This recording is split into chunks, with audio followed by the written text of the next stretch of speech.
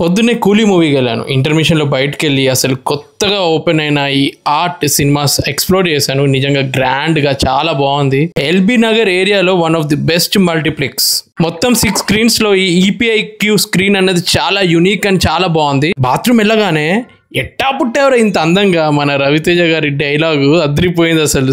నార్మల్గా బాత్రూంలో వీడియో తీయకూడదు కానీ ఆ డైలాగ్ నచ్చి తీశాను. ఇదంతా షూట్ చేసుకుంటూ యాక్చువల్గా సినిమా స్టార్ట్ అయిపోయింది. వెంటనే లోపలికి వెళ్ళాను. మెయిన్గా నాకు లోకేష్ కనగరాజ్ మీద ఒక నమ్మకం. విక్రమ్ మూవీ నాకు బాగా నచ్చింది. మెయిన్గా అనిరుద్ధ్ మ్యూజిక్ అయితే హైలైట్ ఆ మూవీకి. సేమ్ అదే రేంజ్లో ఉంది ఇక్కడ కూడా బ్యాక్గ్రౌండ్ మ్యూజిక్.